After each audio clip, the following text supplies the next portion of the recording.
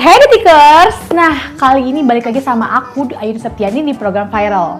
Nah, kebetulan minggu ini lagi rame bahas soal warkop yang ada di New York City gitu. Kok bisa ya? Kok ada ya warkop di New York City? Kira-kira tuh siapa sih yang bikin? Siapa sih pencetusnya? Nah, kebetulan aku udah undang nih Kak Omar di sini, di platform kita ini. Kita akan chit-chat, kita akan ngobrol-ngobrol sama Kak Omar. Gimana sih inspirasi awalnya? Nah, aku undang Kak Omar dulu ya. Kak Omar, halo. Halo. Hai Kak Omar. Alhamdulillah. Kak Omar gimana nih? Sehat, alhamdulillah juga di sini. Oke, berarti Kak Omar stay-nya di New York ya berarti ya? Iya, saya di New York, betul. Oke, nah perbedaan waktunya berapa jam sih Kak? Aku kepo sih. Sekarang 13 jam.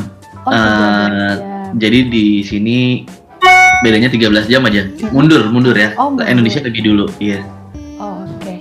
Jadi Kak Omar tuh stay di sana dari lama apa gimana nih Kak? Enggak. Sebenarnya aku baru pindah ke sini pas mau develop si warkop ini. Jadi sebelumnya aku banyak pulang pergi lah ya. Sempat di DC karena aku sempat ngedirin salah satu kedai kopi juga di Washington DC. Terus kemarin sempat pulang ke Jakarta. Tapi sebulan lalu balik lagi ke sini untuk for good lah, intinya kayak mendirikan ini si warkop ini.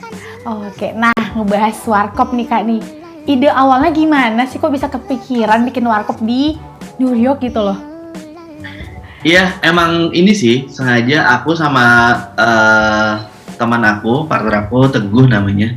Kita emang dari lama dipertemukan di Washington DC. Waktu itu kita ngobrol kita bikin usaha apa ya yang fast moving gitu, karena sebelumnya tahun lalu aku sempat bantuin restoran Indonesia yang ada di Atlanta untuk develop kopinya. Nah di situ aku belajar tentang makanan intinya kuliner Indonesia atau gastronominya Indonesia di US ini sebenarnya banyak disukain gitu, cuman entah kenapa kita lumayan tertinggal dengan negara-negara lain kayak misalnya Thailand, Vietnam. Di sini tuh udah cukup well known banget makanan-makanan Thailand atau Vietnam gitu, entah lewat foodnya atau Thailand lewat makanan-makanan spicy-nya mereka gitu. Nah di situ aku ngerasa kayaknya kita bisa sebenarnya punya peluang nih, cuman kita butuh exposure yang cukup untuk bisa ngenalin. Nah karena aku nggak punya background chef, partner aku Teguh juga nggak punya background chef, kita coba nyari, karena aku banyak dulu background aku di kopi ya gitu.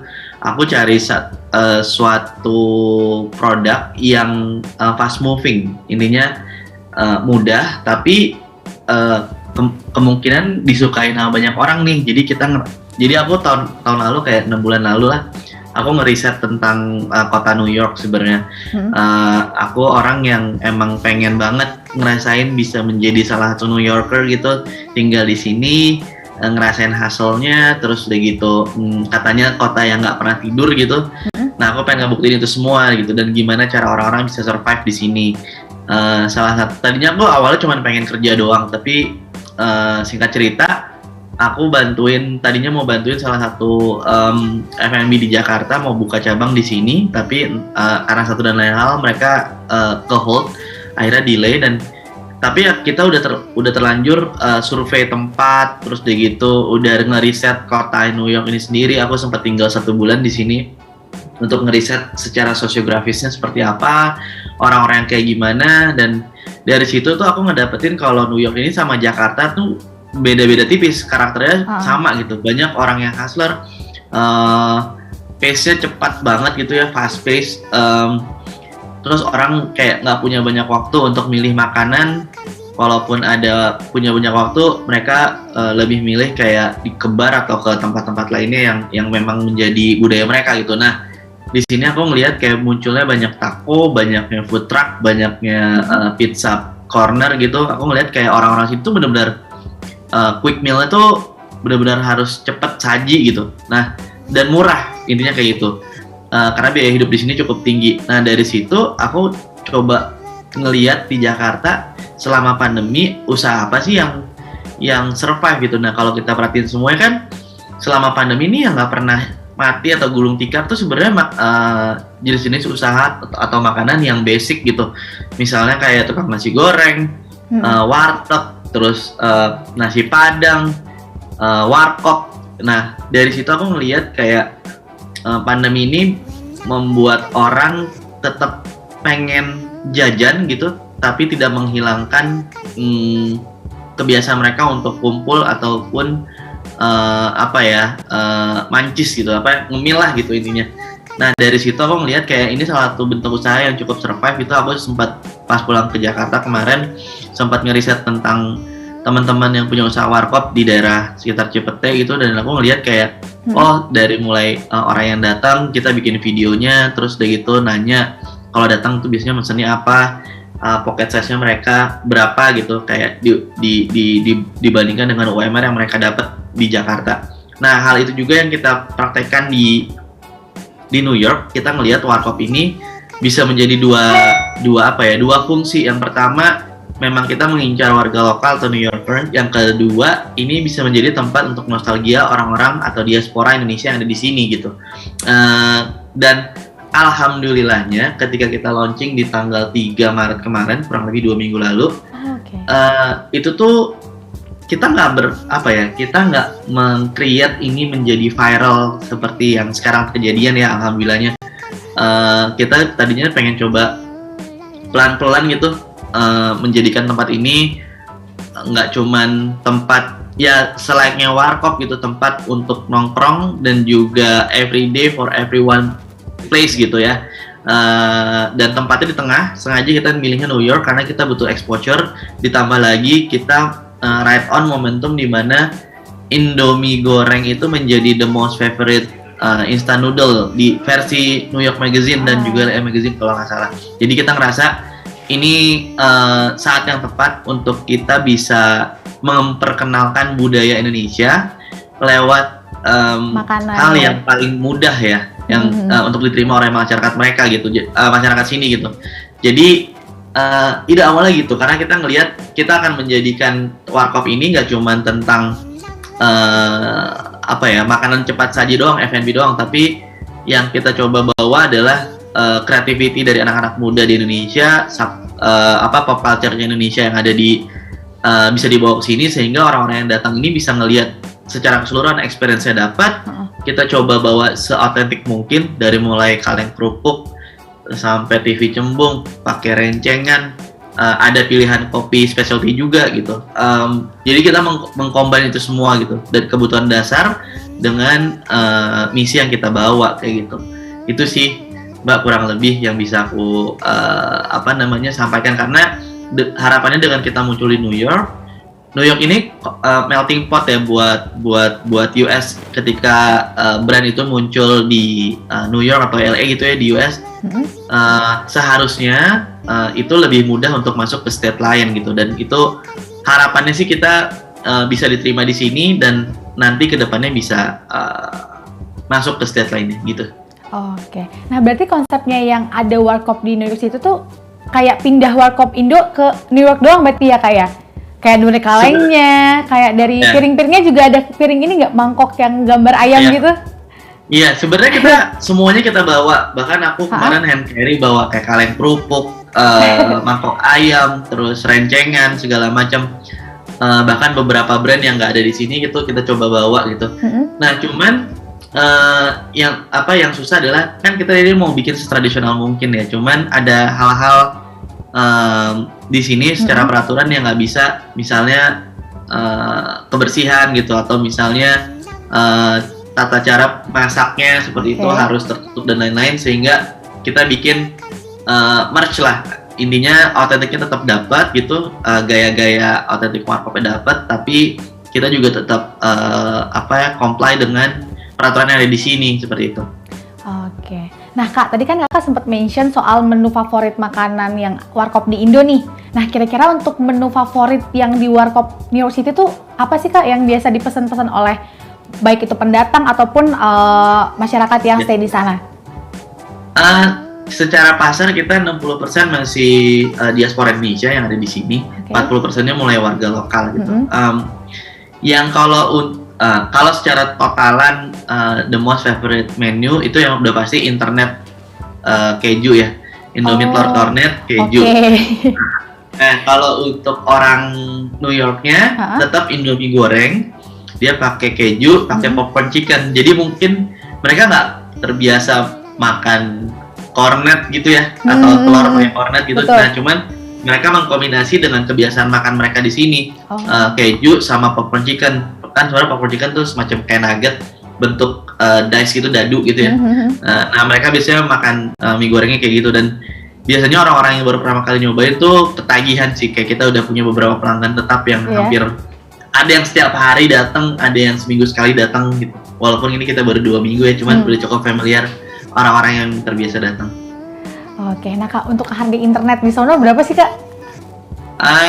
Kalau untuk harga, jadi kita sistemnya tuh kita semacam kayak gamification ya. Kalau pernah, jadi kita ada base-nya, pilih dulu, ada 3 rasa yang kita tawarkan. Satu, Indomie goreng original, terus Indomie goreng barbecue, satu lagi yang onion, yang sup, yang kuah. Terus dia milih size-nya mau single atau double. Yang single itu $3 base-nya, yang double tuh $5. Setelah itu mereka pilih topping. Topping yang kita tawarkan tuh ada telur $2, kornet $4, terus keju $2, sayur $2, terus ada udang $5, ada sosis sama bakso itu $4. Jadi kalau misalnya tadi ditanya, jadi semangkok internet single tuh berapa? Jadi kalau misalnya single $3, telur itu $2, $5, kornetnya itu sekitar $4. Iya, jadi $9 kurang lebih. Kalau sayur $11, jadi bisa jadi kurang lebih $11. Berarti harganya jangan dirupiahin ya kayak berarti ya kayak kalau dirupiahin, waduh, harga internet di sini jadinya kayak $9 bayarnya tuh nggak cocok berarti ya Kak di Indo ya kalau pasang harga segitu ya Kak ya. Jadi sebenarnya kalau misalnya kita bandingkan dengan Indonesia kan tadi aku menyebut UMR ya. Warkop itu kan hitungan untuk UMR di Jakarta, let's say sekarang berapa, 4,2 gitu ya. Untuk makan sepiring internet di Jakarta tuh sekarang kurang lebih 15.000 gitu. Nah, berarti kalau di sini kan gaji UMR atau take home pay per jam minimum wage-nya tuh $15. Nah, hitungan itu sama kayak bulanan, murah banget intinya kayak gitu. Kayak bayangkan mereka hanya butuh bekerja sehari 1 jam untuk bisa mendapatkan semangkok internet plus misalnya es kopi susu aren gitu. Nah itu tuh hitungannya udah 1/10 gitu dari penghasilannya sejam gitu, 8 jam sehari kerja gitu. Jadi kalau dibandingkan, memang kalau dikursin mahal banget gitu. Cuman secara hitung-hitungan UMR ini sama, bahkan jauh lebih murah di sini. Seimbang berarti ya Kak ya. Betul. Oke. Nih aku kepo banget nih Kak. Untuk bahan makanan kayak ingredients-nya kayak mulai dari mie instannya, mungkin dari kayak kopi atau kornet, itu tuh biasanya tuh diimpor dari sini atau gimana nih Kak? Di sini ada Asian market, ada juga supplier barang-barang Indonesia, bahkan ada Indonesia market gitu di daerah ada di daerah Queens, ada di Chinatown juga ada. Saat ini kita masih, karena volumenya belum terbentuk secara stabil gitu ya. Kita baru 2 minggu gitu, belum punya full 1 month gitu berapa kebutuhan kita sesungguhnya. Jadi kita masih beli ke supermarket atau toko Indonesia yang ada di sini gitu. Nah, tapi kita sudah ada orang-orang yang menjadi istilahnya di sini kayak distributor produk Indonesia gitu. Kita bisa belanja barang apapun yang kita butuhin dari Indonesia, mereka bantu import ke sini. Seperti itu sih, Mbak. Oke. Nah, Kak, kira-kira untuk Warkop New York sendiri ini tuh harapannya gimana sih dari Kakak sendiri? harapannya kita nggak berhenti di sini ya. Ini akan menjadi cikal bakal pembuka jalan gastronomi Indonesia. Kita mengenalkan budaya nongkrong, ngopi, dan makan Indomie telur kornet dan ke halayak ramai atau New Yorkers di sini dengan cara yang paling mudah gitu dan menyenangkan.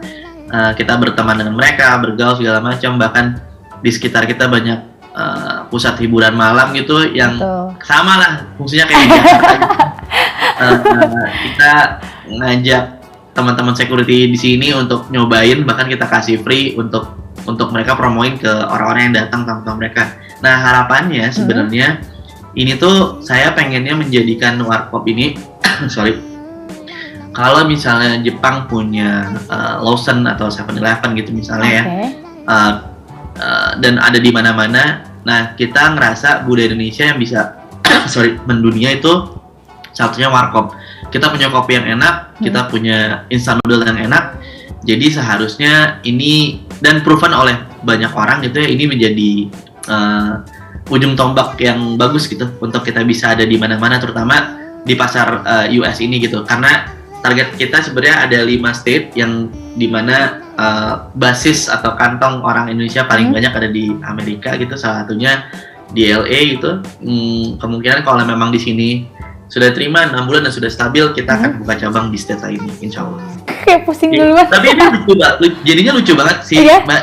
Orang-orang tuh ada orang misalnya turis Indonesia datang ke sini tuh menjadikan Warkop NYC ini sebagai destinasi wisata. Jadi mereka kayak foto-foto, terus bikin vlog, Insta story. Mereka biasanya datang untuk akhirnya kita ngerasain Warkop yang misalnya di depan rumah ini di tengah Manhattan. Jadi kayak satu kebanggaan sendiri gitu. Ditambah lagi yang bikin side positif lain yang bikin kita bangga adalah banyak teman-teman Warkop di Jakarta atau di Indonesia lainnya tuh nge-tag kita gitu, karena bahkan ada yang sampai bilang terima kasih karena viralnya Warkop NYC ini omset saya beberapa hari belakang jadi naik gitu. Jadi kayak walaupun kita jauh ya di belahan bumi yang lain, kita bisa memberikan impact positif buat bisnis Warkop yang ada di Indonesia gitu. Semoga semangat ini bisa menular ke banyak orang gitu sih. Oke, doakan Kak, semoga aku bisa ke New York terus makan Warkop Kakak. Ditunggu.